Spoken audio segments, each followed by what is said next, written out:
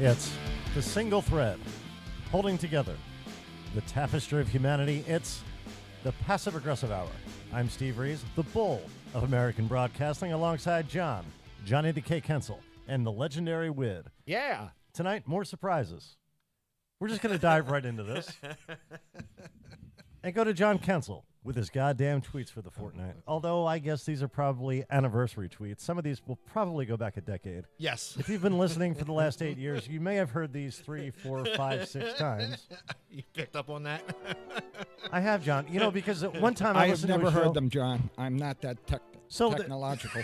They're new to Wid and new to the new listeners, so it'll be good for everybody. But I was listening to a show, and the tweets you did the night before were the tweets that you did on the show I was listening to from years ago. Sorry. A huge coincidence, but I did pick up on that because they were basically identical. Sometimes I try and update them. So let's hear the history of John Kensel's Twitter account. John? One time, I accidentally parked in a disabled spot without realizing it. And as I walked back to my car, people were looking at me. Then they saw my Ed Hardy t-shirt and chain wallet and gave me a free pass. Well, the next two have had the expired date in 2014. If you say Dinklage 3 times in a bathroom mirror, I don't know how it happens, but your shoes get repaired overnight. Wow. That's cobbling. I went on IMDb for the movie Zoolander 2, and under the sections Goofs, there's a picture of me buying a ticket to it. Put it on my bill, because it's a goose. How come everybody keeps giving me soap and deodorant for Christmas, my birthday, and every time I have dinner with my family? I think it's not only underhanded, it's underarmed. All right. There was a guy in front of me there was a guy in front of me at my Wawa. It's an East Coast convenience store. And he asked me for $20 for a cigarette. I said, $20? He said, it's for an e-cigarette, bro. Welcome to 2016, McFly. Ah, there it is. Then we fist bumped, and I threw my 20-ounce hazelnut coffee in his face because it's 2021. At a Wawa. Yes. Is it only on the East Coast, Wawa? Yes, from down to Florida, they have a couple now. Do you know what Kegel exercises are? Kegel? Yeah, something to do with, I'm not sure, but is this a woman exercising her lady parts? Yes. As you would say? Yes. That's creepy to me. Well, they do them for... I exercise my my private parts sometimes, too. We do pull-ups. Well, what does this consist of? Well, they do like clenching exercises to like hold in their, tighten their vaginal muscles up, or urination, because some women have my issues dad with that. used to do that, yeah. They would, like if a woman sneezes and the next thing you know, they got to wear adult diapers and they're only 40 years old. So it's a clenching exercise. Yes. It doesn't involve like hooking a weight onto something. I thought that's what it was. No, it's, or I used to Did I write about it in Cosmo magazine? Yes. Okay. Yes. But some guy posted on Twitter this week that Kegel exercises aren't only for women. So I retweeted him and I put, hey, buddy, I do Kegel exercises, but I'm only doing it because I'm trying to pass my high school ring I swallowed on a bar bet. And the guy deleted it. He deleted his original tweet. Hey, I'm going to the Atlantic City boat show. Yeah. I'm not really into boats. I just heard Chaz Palminteri's going to do a Bronx Tale in a scuba suit. He's done it everywhere else, okay? He did it down the shore. I remember seeing him do it at the resorts up in the... I filled an application out this week, and they caught me in a lie. I figured I wouldn't get caught if I said something they couldn't prove. And I said, I discovered Taylor Dane. And the employer said, either way, we don't hire dunk tank clowns who lie. There's the door, my friend. Then he said, wait a minute, where's my stapler? Get back here, Dingleberry. Word salad. On the way home from a super comedy show one time, a Prince song came on the radio. Yikes. And I said, I'm not that big a fan of Prince. And friend of the show, Eric Todd, said, oh yeah? Prince will punch you in the balls and make you wish you were never born. And that's 100% true. In a raspberry beret. Yes. That's the only song of his. 1999. That'll always be around. I'd like to have a widespread listening to different radio shows and people on the air. I love the art of radio. Do you, John? Yeah, actually, I do. Some people are really good. It's Okay. Like, after what's his name died last week, people have been really flipping out over it. Oh, Rush Limbaugh. Yeah. But on my way home from a Saturday night, I was listening to the New Jersey radio station 101.5, and it's all request Saturday night. And they go, hey, it's Big Joe, you're on the air. And the guy actually said this. Yeah, can you play Freedom from Wham for all the people getting out of Rahway State Prison, like my boy Steve? That's what the guy actually said. Rahway State Prison? Yeah, where they filmed Scared Straight. We used to drive past that as teenagers, and it was the most ominous-looking, scary building, and that's what deterred us from crime. They should take kids to Rahway and show them that prison. But that's what they did. And the show Scared Straight? Scared Straight, yeah. Well, it sunk for a long time. That that section of New Jersey was really bad, and so that prison became notorious. And it was, I guess I did not know they filmed that thing there. Oh, it's brutal. I was forced to watch it in Catholic grade school, and the teachers didn't realize how there was cursing. A lot of cursing. Yeah, realized, and it was actually brutal. Then they made an updated version that was like white collar crime. That's like, right next to Newark, and that's. It was unfortunate for a while that Newark went down because it was a beautiful city at one time. I saw this woman breastfeeding. Corruption. I saw this woman breastfeeding in public. I'm thinking, why do they gotta shove their breastfeeding right in my face? Those giant breasts, right in my face. Those giant, beautiful breasts. Oh, I mean, a quick question for us people in the studio. Is there a 3-second rule for hand grenades? Well, I'd go back to that beautiful breast one. Okay, that intrigued me. Do you know why rodeo clowns wear makeup? No. How else are you going to hide 40 years of heroin addiction? Kabuki. People I know complain and say don't use self-checkout lines at stores. I read about that today. But I only use a self-checkout store line at the Flesh Mart. Fleshlight Mart. Because the checkout girl always gives me dirty looks and whatnot. I'm probably in her blog. Fleshlight Mart Checkout Girl 2021. You can get that at Super Fresh now. I'll never forget, 3 years ago, I gave my mom a delicious Italian pizzelle cookie. Okay. And she promptly put it in the DVD player. And even more strange, when she hit play, it was Tony Bennett, MTV Unplugged. He and Jerry Garcia were good friends. I think that's kind of neat. And that is. Yeah, that the world can get together like that. The two opposite ends of the music spectrum. And that is it for this week's tweets. Yeah. All right, John Kensel. Yay. With his goddamn tweets for the fortnight. Yes. John, there was something you brought up before the show. Yes. Actually, I should say something you brought up after the show last week. Which was... There was a celebrity death recently. Oh. Now, you decided to only discuss this after the show. The celebrity death was, of course, a man called Dustin Diamond, who played a character called Screech Yes. on a show called Saved by the Bell. Yes. Now, a lot of people like this guy. Mm-hmm. A lot of people hated this guy. Mm-hmm. I think his castmates were not fans of his for whatever reason. Do you know why that was? Yes. He, like a lot of stars when they have no career after the show. And we have to realize something, too, that we think just not as fame means they're rich. They were on a syndicated show on Saturdays at Saved by the Bell, which they may have gotten a salary of, I don't know, maybe $2,000 an episode because it was you signed the contract. It's syndicated. And they were children. Yes, and they weren't like the cast of Friends getting $1 million an episode, but that money goes because your agent, you're everywhere it goes. Divorces, agents, managers, the union dues.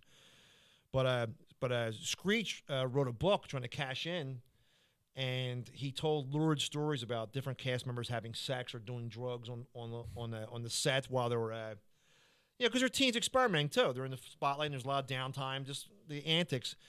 Well, that pissed off everybody else on the show, and everybody got mad at them.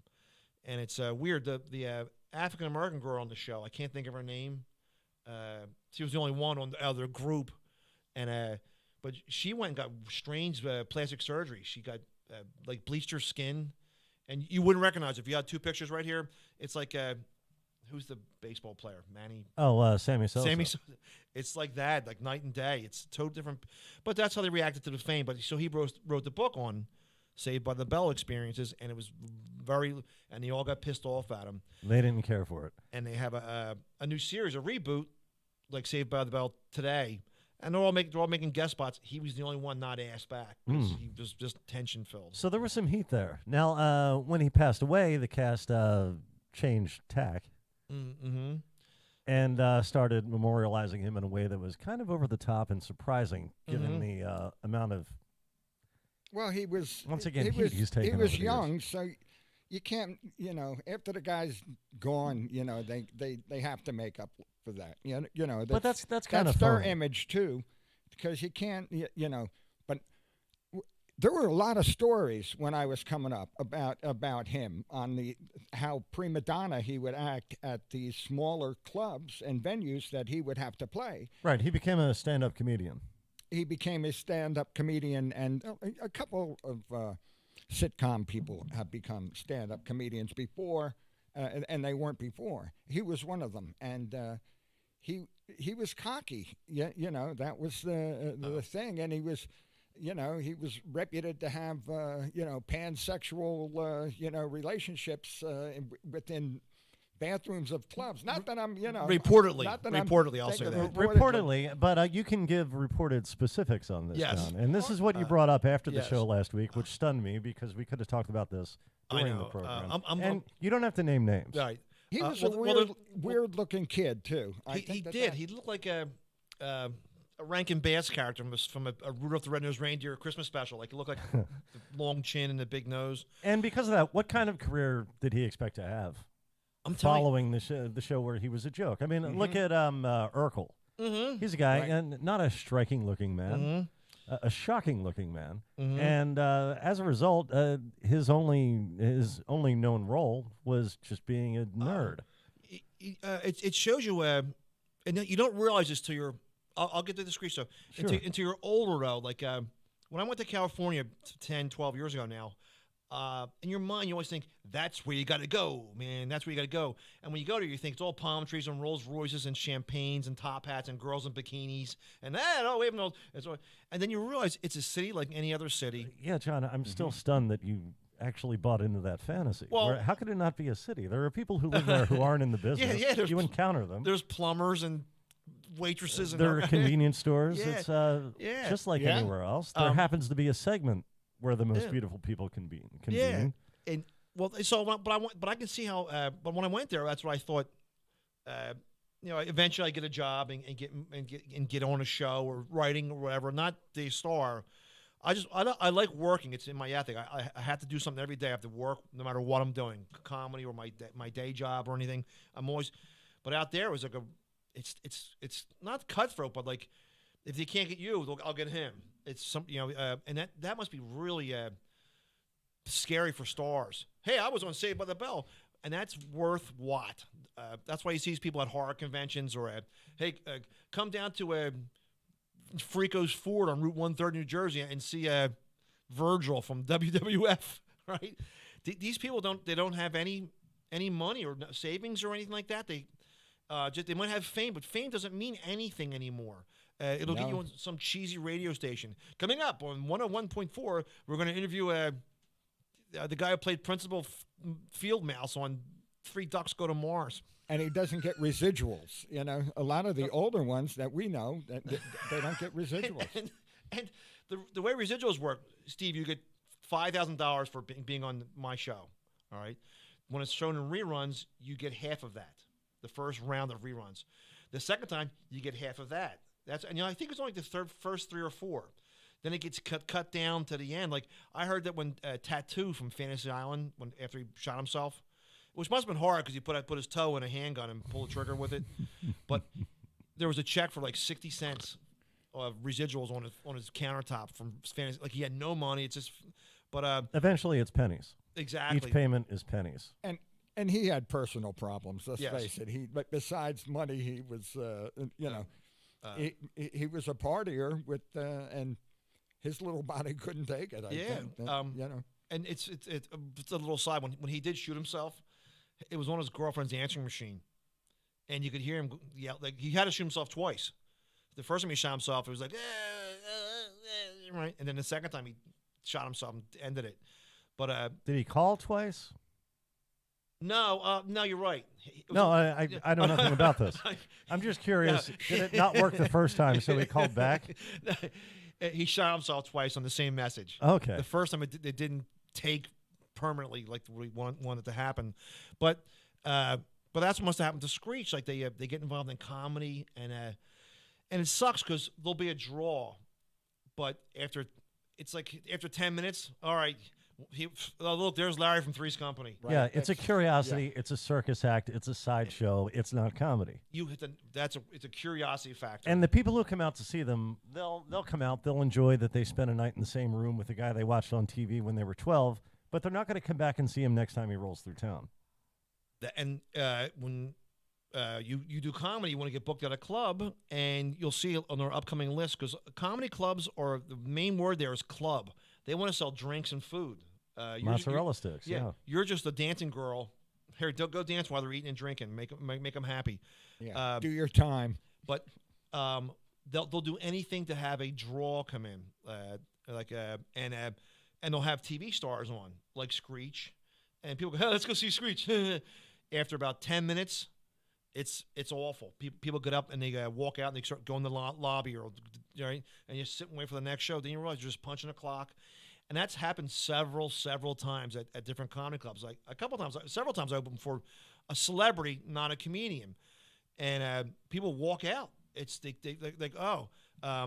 one guy who was in a famous comedy film, then the sequel, and he's funny in movies. He's not trained as a comedian.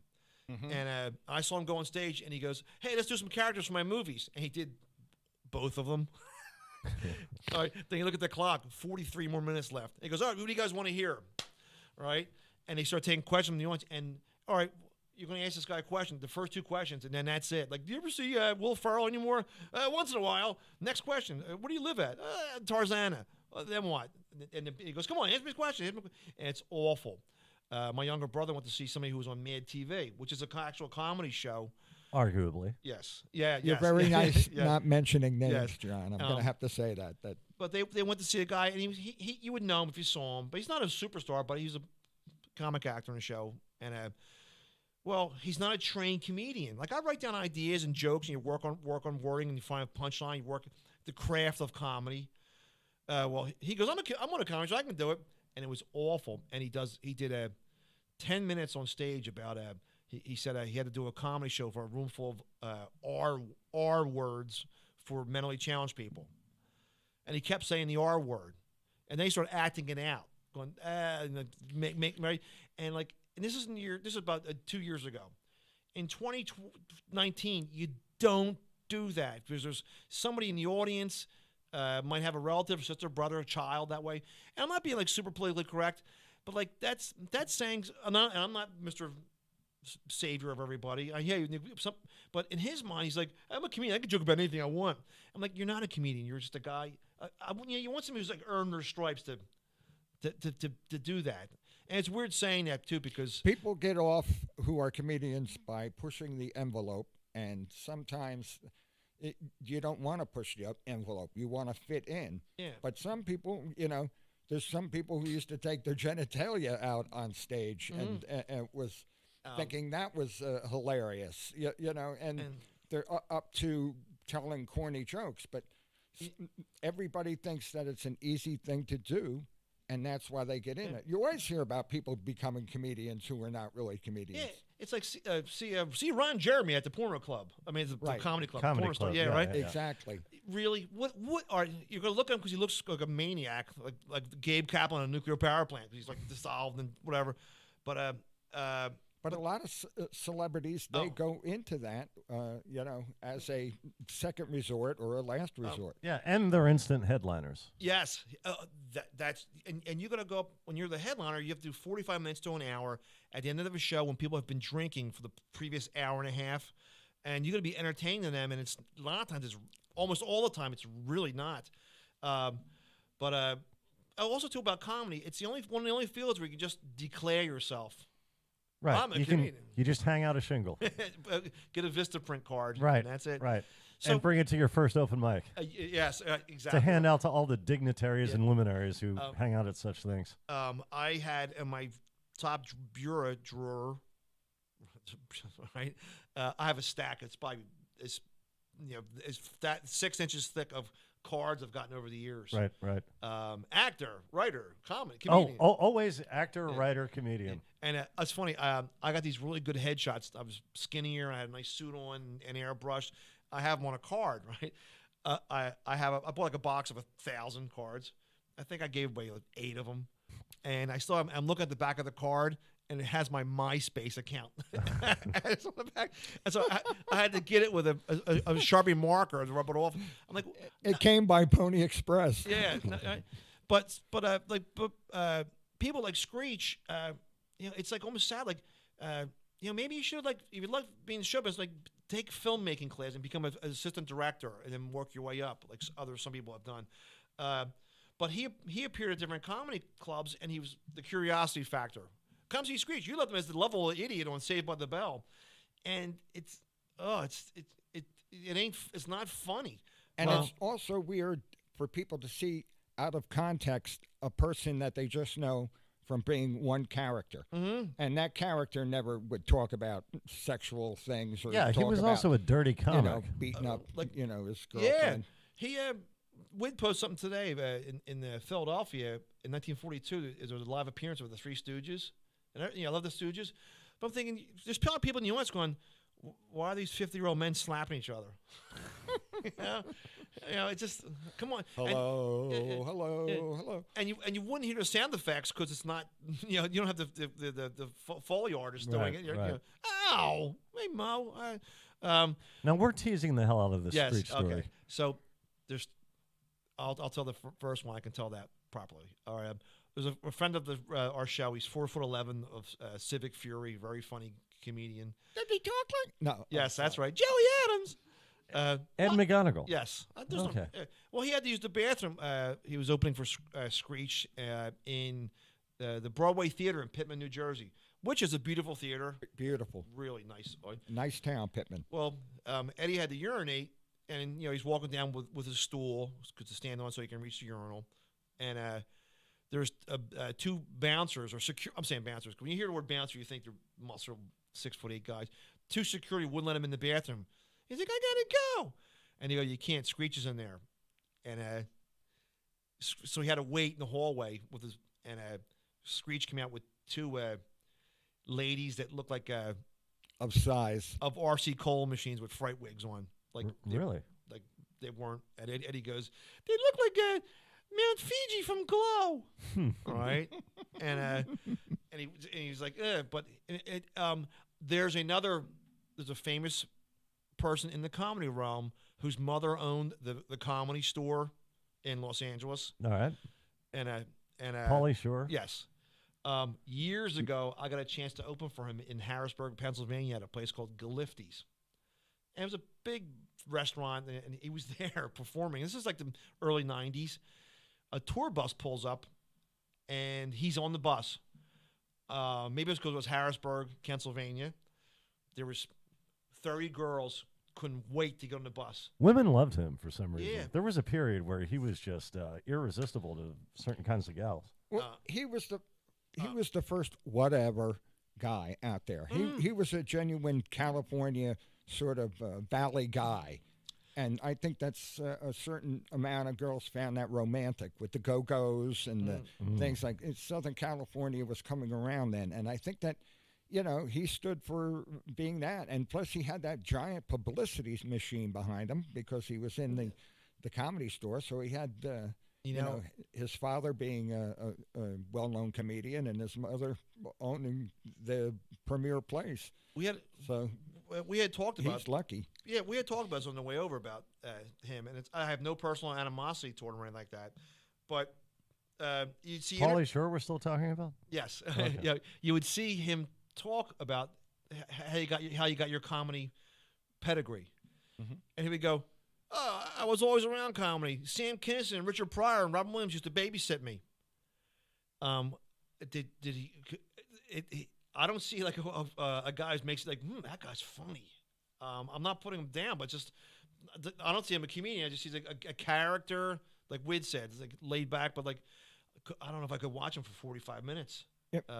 He sort of went out of Chic because that sort of laid-back character didn't, the public wasn't going for it as much Like, anymore. It was a phase, and then you could see that he Like, doesn't Seriously, perform anymore. seriously too. Like his catchphrase was, "I'm the weasel." Yeah. Like, oh man. But so It was like doing regional Yes. humor. And Yes. that was like sort of surfer humor. yes, but I've heard things about Screech that were like that. He had a wacky sexual Wasn't there a appetite. person on? I gotta watch what I say. 'Cause I'm afraid someone's gonna hear it. Wasn't there a person who was on a big time radio show with a special affliction Yes, who came out on the comedy scene? yes. This is what I'm driving at, John. And We're gonna get lawsuits. we're not going to get lawsuits. Somebody, all right. And by the way, please sue us. Okay. Will somebody sue us? No, I know. Because that would make the press, and we get some kind of attention at last. I will say a story. It's kind of funny that those two characters got together. I will say a story. I will say the story. Here's what I will say. I'm the one this story came from. Forget John. Forget Wid. Okay. They have nothing to do with this. I told John this story. Somebody told me this story. I repeated it to John, and John's going to repeat what I told him. All right. Steve Rees is the origin of this story. So sue the bull. Come at me. There was another comedian on the show with this performer from the Saved by the Bell TV series, and he asked him to. I don't know how this topic came up. Okay, but I believe what I told you that night, John, was that this guy was in the bathroom for an extended period of time. Yes. With TV Screech. Yes, and I don't know how. Doing apparently, perhaps, I don't know. I wasn't there. Oh, there's a first part of the story. I don't know if I told you that. Okay, please. Oh, this I want to hear. Well, I don't know how it came about. The TV personality and the other person. And we haven't named names, Yes. so Yes, had the I don't know how this came up, but the other person and the TV personality, the other person was shaving his testicles in the bathroom. All right. so this person brought implements to. Wait a minute. Yes, Yeah. shaving his balls in the bathroom, and one thing led to another, and the person doing the shaving performed upon the TV star. The TV star did not perform upon him. He had somebody do it on him. Maybe, hey, a BJ's a BJ. Who cares? But that's the story, and it's crazy, and and he did lead a wild lifestyle. That's the TV personality. He did time Screech. in jail for he stabbed someone with a penknife. Really? And he did 4 months in jail, and they were having fundraisers and benefits for him in comedy clubs across the country because he was trying to save his house in Wisconsin, not Los Angeles. Like you got to maybe had some kind of minimal what do you call your retirement fund? Your Retirement fund. yeah, retirement fund. He was. Let's go with that, John. Yeah. But that's the story. A person was shaving his balls, and one thing led to another. The person. Okay, but this was in the restroom of a comedy club. Yes. Which one was shaving their? He. The TV personality had it all done to him. He did not do anything else to anybody else. Okay, the other person was the one who performed the shall we say shearing Okay. on the TV personality. I hope we're being clear enough. Yes, we are. Yeah. Yes. but it's a close shave here, Steve. I mean, you know. And then following the, I guess, But shearing, I we'll guess say it's again, common knowledge that fellatio occurred. both of Yes. Allegedly. Yes. both of those people were kind of led wild lifestyles, and we don't know because we're three hetero guys, and maybe they found each other. I guess they found each other attractive, or But or remember, just available, like there or, wasn't smooching, and he didn't take him to Applebee's afterwards. or star frickin'. But I'd say, and you hear about some guys too when they do a lot of narcotics and whatnot, like Andy Dick, how he starts grabbing other men. Well, And he was married and he has a couple kids, but like maybe the being inebriated, he'll becomes all, hey man, whatever, whoever's there is around, I'll just whatever. But that's this wacky story about the person that passed away. I also heard too about Screech too. He last summer he found a lump in his neck and ignored it. that was in the Inquirer this week. And he ignored it, and I guess maybe it got him. It just spread. And you could see in the Inquirer picture that there is like a presence there, and it's like scary to see him because he looked like he was healthy, but you saw the beginning of it. That was one of the lymph nodes being filled with cancer cells. And so he was, it said that he could have, with early detection, but he didn't want to go to the doctors. So it's called the macho syndrome, when men don't like to go to the doctors and they don't get reported. But back to what we said a couple minutes ago about the celebrity being very fleeting. About 10 years ago on the Fox TV network, they had a celebrity boxing, and Screech boxed Horshack. And Screech beat the shit out of him. He's Well, of course, he's like 20, 30 years younger. Hey, and did Horshack have a similar life yes, style? that's what I was going to say to you. I read about him, and he was on a well-known TV series, but it got canceled like 1980. Did a couple of episodes of the Love Boat. Taylor, can I wake Taylor for a second? Sorry. I have a question for Taylor. Yes. When you hear the term Horshack, does that conjure any image at all? I do know what that means, yes. Okay, wonderful. Good.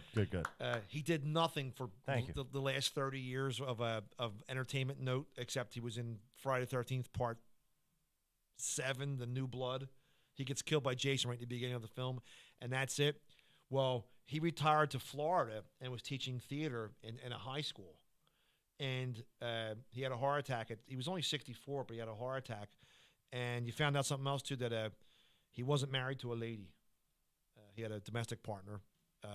But that's Horshack. Like, that's why you see these people at car commercials are just awful. But again, you're talking about with him having a similar lifestyle to TV Screech. They also played similar characters. And they're the kind of characters that you really can't recover from. You get typecast. You can't transcend that persona because that's all anybody sees. You have to be really mindful about how you're first seen by the public, especially when you're as young as those guys were when they became famous. And he was younger than the rest of the cast, too. They're all in their late 40s. He was like 12, and they were like 15 and 16.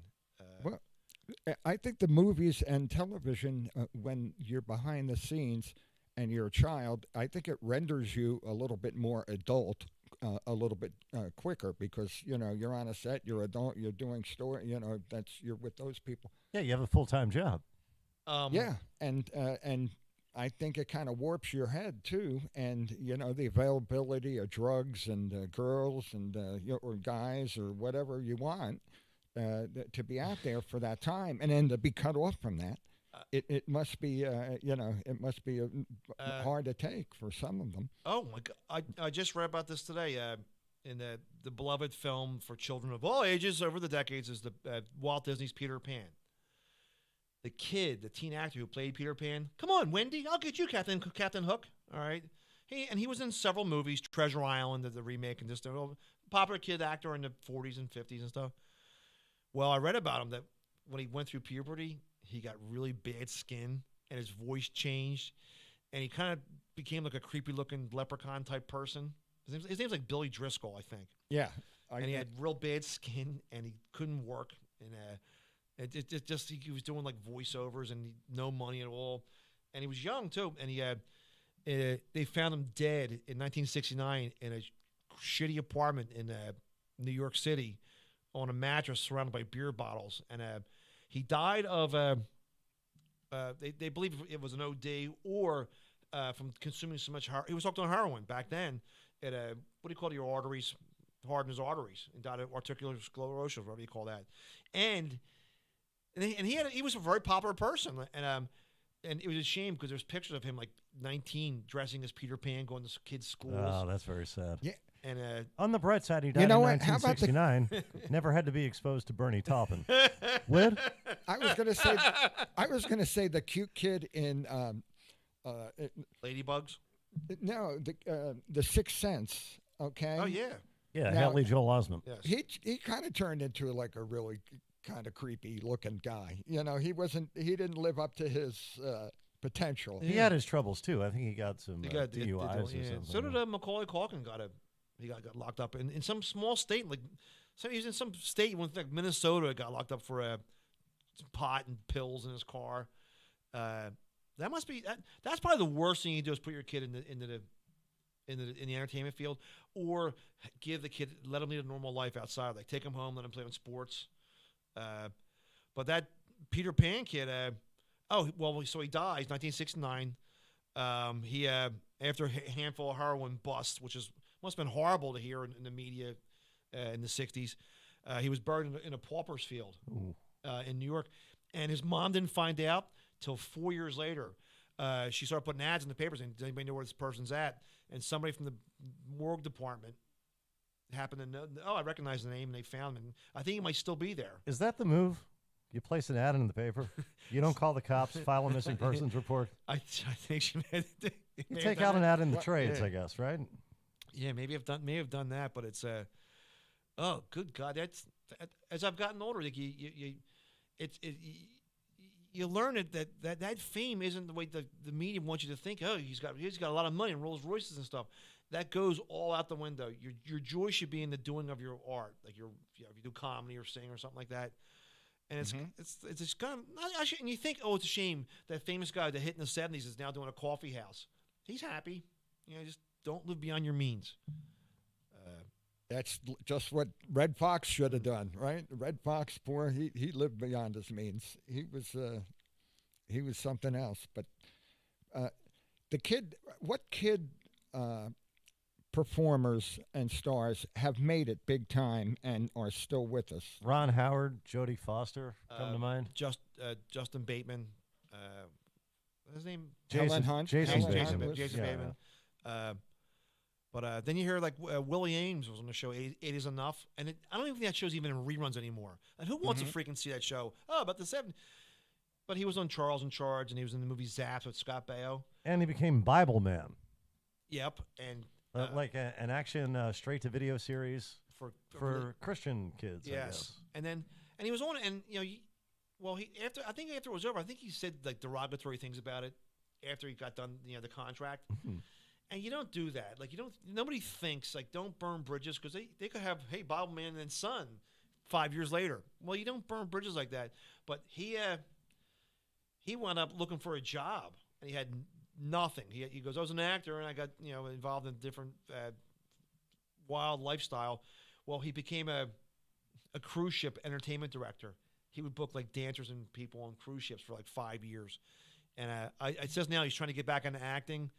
So if you go on his IMDb account, he's back in acting. What's he in? It says like a Crocodilosaurus on the Sci-Fi Channel, like some shitty sci-fi movie, like mega gorilla versus super ape, like some shit movie. It always. How often must he email Quentin Tarantino? I know. You're right. Like, but Travolta stuck around. What? I was going to say that. It happens all the time where, the story of somebody's going out to make it and they're going to be a star. We only see like A Star is Born or something like that. But like John said, that there's so many people out there trying to make it and who really want to make it. And there's not enough niches out there. And this is where and it's very accessible to get to Los Angeles, these days, and everybody knows, So this competition out there, it's not only that somebody is better than you, but there's so many people out there that it's become even harder. With the past year with the quarantine, not that I'm keeping score, but several people I know have moved back to our area from New York and Los Angeles. Yeah, I know. Because the comedy clubs there's nowhere to perform at, and you go, I was tired of being 45 years old, sleeping on my cousin's couch in Pasadena. Like you get your priorities. Like get your priorities. Like start writing or do something. And they're all back home. Plus, the rent is so expensive in New York and L.A. And you want to do it as an artist. I'm not against it. Don't put all your eggs in one basket. Don't. I know. But it's the greatest. I mean, to know that some people that I know from the Laugh House, and from the Comedy Works doing the open mic nights, have gone on to great stardom. Mm-hmm. Just one being Tom Wilson becoming, a household thing, being Biff. Mm-hmm. I mean, he was right there. I mean, Kevin Hart, mm-hmm. the biggest movie star out there now. I remember seeing him at the level of, that was amateur, and he went up. But there, for every one of those two guys, 200, 300 who didn't make it, Oh, well, Did you just compare Tom Wilson from the Back to the Future movies with Kevin Hart? No, I'm just saying that There are two people who have been successful. I get it. from the people area. who have been successful in, and there's other people too who are out there. Joe DeRosa now is on, and and I remember putting him on the stage for the first time. Spank, he's made, and it's great to see these things, and it is. It's strange that you see them and you kind of root for them, but you're kind of jealous too. Oh, it's interesting along that story. I'm a realist. And Steve, you've probably seen this over the years. There's so many different people we've seen in comedy at different shows we did over the years who are really talented, but that's it. They never. Not that they're failures, just never got picked up. Right, or did it for a few years and then walked away. Mm-hmm. I think we've known more people who are funnier than anybody you've ever seen on television or in movies. Yep. Who quit comedy than there are actually out there doing it. Yes. I had said to somebody one time, not that I would do it, but if you get the best bits for all these people that quit comedy, just wrote them down. You have a killer act. I've heard some people say some hilarious things. Then that's it. Then it's weird. Some people have funny characters who are funny writers, like who I really like Amir Galan. Oh yeah.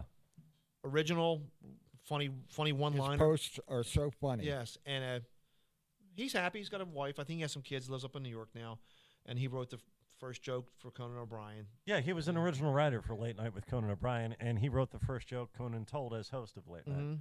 And he did our show a couple times. He did the live show, yes, which I guess is available somewhere. We got to get that back out again. We did a live show from a place called Tattooed Right. Moms in Philadelphia, Pennsylvania, Yes. and he was our 1 hour guest for that show, and it was fantastic. He was also a guest once again. Tattooed moms. Begged me to do a joke for my stand-up. Oh.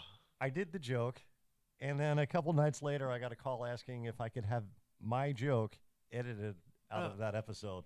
And What joke was? I don't think I can do the joke now. I think he taught me this lesson. It's that. Wow, man. Yeah. That's cool. Yeah. I mean, if you have a joke that You know- you can't tell, and you're, yeah.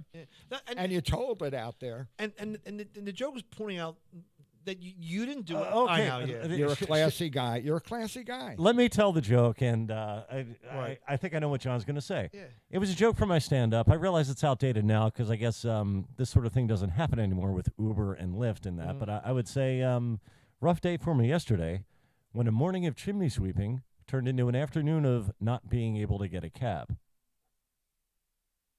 Because they think that he may be not the same race he was when he started. Right. So Oh, in the okay. joke, I'm a victim of racism. Yet that didn't. Yeah, and That didn't register with this gentleman, who I have a lot of respect Yeah. for and I love tremendously. He's a brilliant man.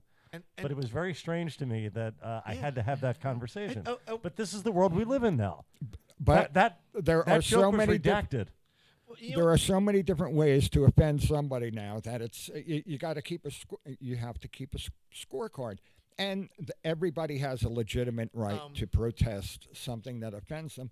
Some people do it more than others. There's others who are kvetchers, but that now can be heard on a serious level. You used to, if somebody came up and said, "Oh, that offended me," you'd go, Now they can yelp you or help, or get you. Right, and but stuff. he wasn't asking to have something taken out of the show that he said. Yes. It was just the association that I said it during a show that he was on, and he asked me to do a joke And it also too. I don't. from my act, and and that's what I did. And I'm very like I'm one of those. We talked about me before, like how I'm always sensitive what other people think about me. Right, I don't see to a detriment, John. Yeah, it is. It is. I don't see that you're pointing out things in New York City, and then what you weren't making fun of anyway. We can hash it out, but I do a joke in my act. When you first start your comedy act, you do a quick one in the beginning. Oh, now I see what this guy's coming from.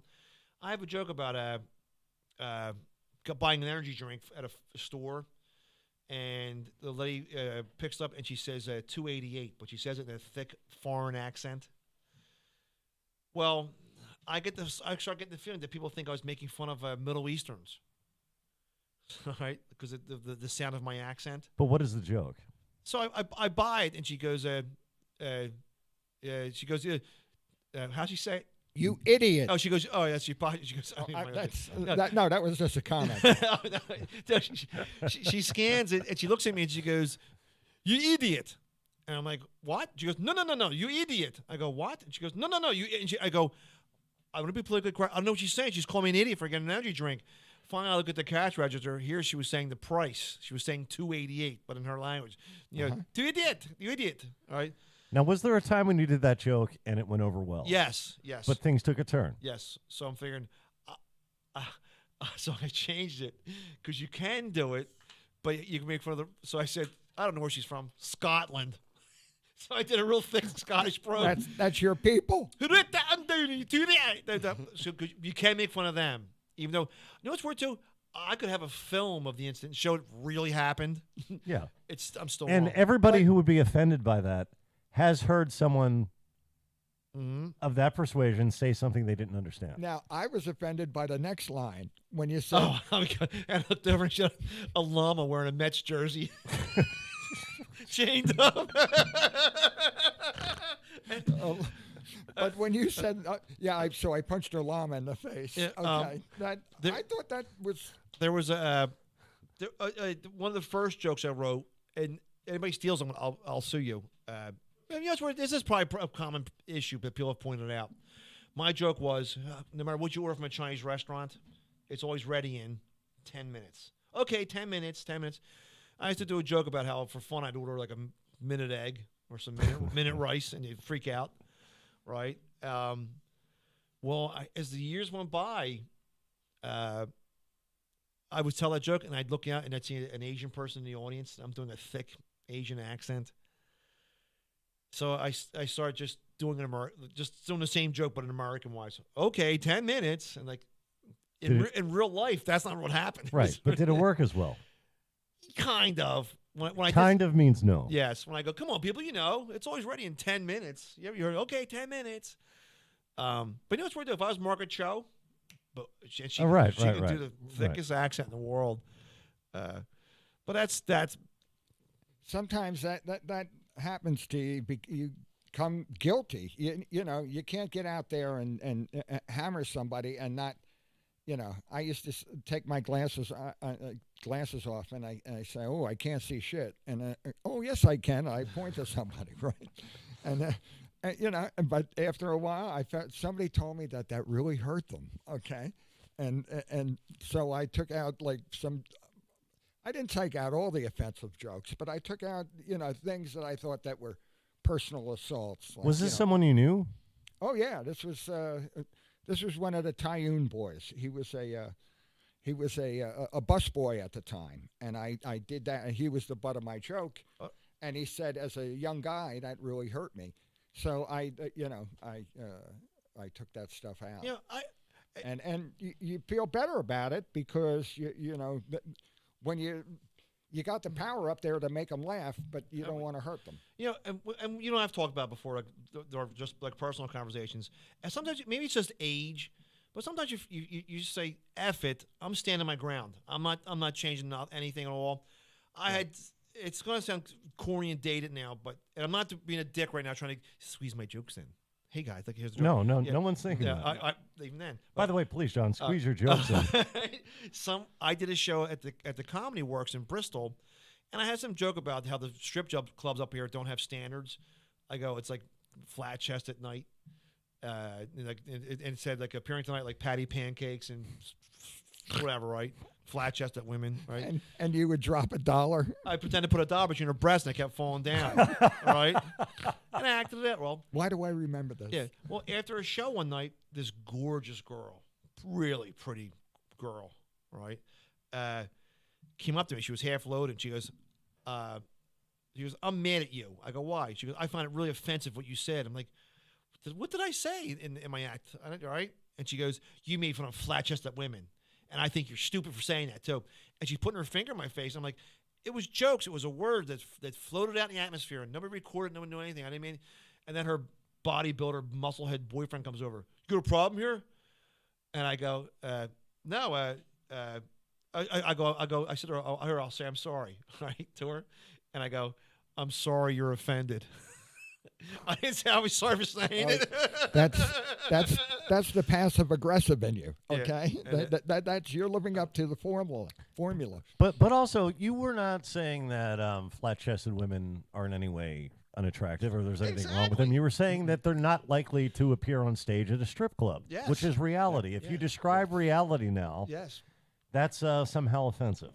Yeah, you were exaggerating, which is a great tool in comedy. And I do record. Like, it's weird though. If you do comedy clubs across the country, if you're in a working class, most comedy club audiences are working class couples. They work hard all week when they come out on a weekend. They don't want to be preached to about politics or anything. Just have maybe tell me a funny story in your exaggerations. Your life. People have opinions now. Well, if you can look at the monitor, look how white my skin is, and look like a Nazi prison guard. Sorry. And by the way, if you look at the monitor, look at how gigantic Wid looks compared to us. Oh yeah, right. He looks like he's gonna trample over Tokyo, throwing props at the populace. I work out at the Spaghetti. But I was on stage in Los Angeles one time, and I was talking about how I'm friends with all my neighbors around, and I have a goth neighbors, people who wear like ghoulish makeup when they go out, and I have Puerto Rican neighbors who are great people. And we sit and we make fun of the goth people when they go to work.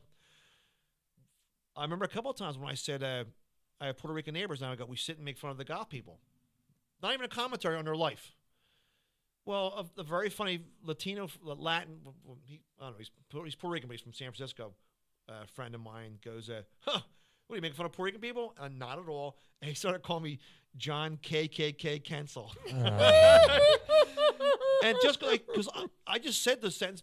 Sincerely? I have Puerto Rican neighbors. Sincerely, John, he referred to you that way to yes, and he suggest you're racist. And he thought, because the way I look, I was a dirtball roofer who puts Budweiser in my cornflakes, and I drink and smoke and blah, blah, and I have no. But in what you told us about this joke, you're convening with your Puerto Rican neighbors and criticizing another group. Yes. And goth is a choice. Puerto Rican is not. Was this tongue Irish is not. Exactly. Was this tongue in cheek by the Puerto Rican gentleman? But you know, it's where sometimes out there you get very sensitive. You're very, because your comedy's your baby, and once somebody says that, and he said it a couple of times, and he may have said it at the end of it. I got the feeling, are you talking about me? Like, as if I'm, because I have a Philadelphia accent, and I'm like, yo, what's going on? Yeah, I heard some of the most vile stuff when I worked at the Laugh House because it was. Well, the Laugh House, so the people know, that was a club not in Chicago but from Chicago. No, the Laugh House was on South Street, and it was urban American, and it was booked that way, and it was that way, and it was a beautiful thing. And some of the wildest stuff that I've ever heard in my life, because I was used to being with, with the old time comics at the at the Comedy Works, the middle of the road people, and then what's the laugh on TV? What's the urban BET, BET and stuff like came out the Apollo with Apollo with Identity sort of thing, and it took off. It was a different world for me. It was it was the black circuit, and it was a different kind of joke and a different kind of vibe, and and some of the wildest stuff I ever heard there, and I seldom saw people get offended. I know that I made fun of a woman in a burqa. I know I said something like, bean pies for everybody or something. Yeah. Something that and she probably I heard laughed. the other comics saying, and I thought I could say that, and and it became acceptable. And she probably laughed, and it's no, and there was no malice in your heart. And But now it's so sensitive that you know what sucks now too. In my mind, I'm picturing there's a handful of comedians I know in our area who may be listening to this show right now, going, listen to those three old guys saying it's right to say that stuff, and we're not saying that at all. But John, those people are not listening. Yes, they've never listened, and they have no power over anybody. No. Yeah. But no, I'm an observer, man. I was there. I was on the front lines. I like to sneak in. I like to look at things. I like to be a reporter. Mm-hmm. And so I'm saying it was it was a time where you could get away with almost anything. I mean, you saw mainline comics making transsexual jokes, making lesbian jokes, making any kind of pervert uncle joke, and they it was accepted. And I don't know if that was the good old days, or was it, something that was just the freedom of the '80s comedy boom. And it's like the influence the media has on people. There's a female comedian. She's older now. She's probably 70, but she's Irish and from the area. We were talking to her sometime about the things that offend people, and she goes, "You know what I find offensive? The term paddy wagon for an Irish police vehicle. Or she ought to be arrested." Yeah. But I go, what? And I never even thought about it, but she said, the cops used to lock up the Irish people who drank too much, and they would call, because their name was Pat. Right. Yeah. And they would put them and they called it a paddy wagon. I never found that, I never thought of it till they told me I should be offended by it. And I'm not even offended by it now. I don't give a crap. Why would you be? Yeah. And it's weird, too. It's such a weird media thing, because they show you movies where, like, you overcome adversity. All right, like you fight your way, like Rocky fought, and then movie We Are Marshall. Half the team dies, and they come back and they fight, and they're tough, and they're, like Rocky said, famous speech Rocky makes. They know how hard you hit, how much you can take it and hit back. That's Wid versus Mothra. Yeah, yes. Well, that's one, being tough. You can take it, and then the other half of me is you must find offense at every little thing, like a big giant pussy, like a. Really, is my words really offending you? I'm floating in the atmosphere. But it's not so much that people are offended. It gives them an opportunity to make everything about them. And if you complain about it online, you're now a celebrity. Yeah, I'm a professional complainer, professional victim. Exactly. Now we are up against the clock. Do we have anything for show title? I'm going to say Child Star. Child Stars. Child Stars. Yes. Okay. Thank you so much, John Kensel. Plugs. April 17th, the legendary Wid and I shall be at the Valley Forge Military Academy.